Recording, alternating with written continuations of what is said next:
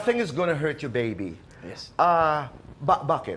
May kinalaman ba yan doon sa iyong huling karanasan? Ano ang leksyon, ang iyong natutunan? Kontrobersyal? We wanna hear your story. Nothing's gonna hurt you, baby. Kasi sarili mo na muna yung aalagaan mo eh.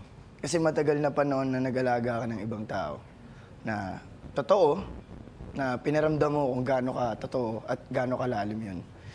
Pero hindi natin masasabi at hawak kung ano yung itinatakda sa atin ng panahon. Pero meron tayong choices.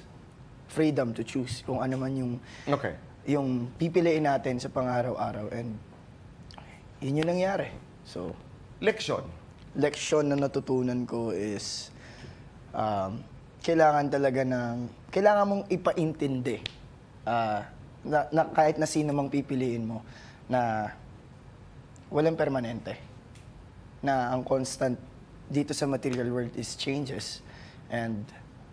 But that's difficult, ha? In the context of love, can you actually tell your girlfriend that nothing is permanent? Baka naman ang ibig sabihin nun, hindi tayo permanente? Hindi. Parang sa akin, Tito Boy, parang kaya ganun yung pananaw ko dun is binibigay ko na lahat. Okay. Kaya kung hanggang ngayon, pag nagmahal ka uli, ibibigay mo uli lahat?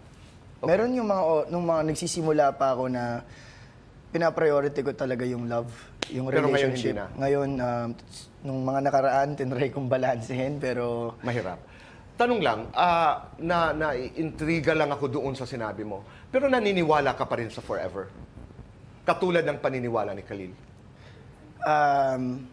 Habang buhay. Yes. Habang buhay but not forever. Yes. Okay. Napaka mapuso nitong ating pag-uusap. Halimbawa lamang kayo magkapatid at ako ang inyong ama. Let's just improvise. Na-impress ako kanina. Just to end this conversation. Halimbawa, anong eksena? Help me, Khalil. Kayo yung magkapatid, and then? You're our dad. Okay. Okay. May ano kami. Isang nililigawan lang na babae. Yun! Okay. Ganda nun. Nagsusumbong kayo sa akin? Oo, nalaman na namin na yun yung conflict namin. Okay. Yes. And I'm supposed to help you decide. Okay. 4, 3, 2, 1, action! Dad, ako ang panganay, ako ang pakinggan mo. Ano bang problema niyo? Hindi naman kasi to about sa ikaw yung panganay. Mag-focus tayo sa situation. Isa lang bang babae? Diretsahin niyo na ako? Na isa lang ang babae, pinag-aagawan niyo pa? Ako nauna pa. Oh, nauna naman pala ito. Bakit ka nakikialam? Hindi ko naman alam na siya yung... Bakit hindi mo na? Hindi naman pala alam. Wala naman kasing sinasabi sa wala ka naman palang sinasabi eh. Kailangan ko bang sabihin yun? Kailangan ba niyang sabihin? Kailangan mo maging open. Kaya tayo pamilya. Kailangan naman pala maging open ka. Open ako sa kanya pa. Open naman pala. Open ako sa iyo. Siya yung sarado eh. O ikaw ang sarado. Oo. O sige na. Kelvin, maraming salamat.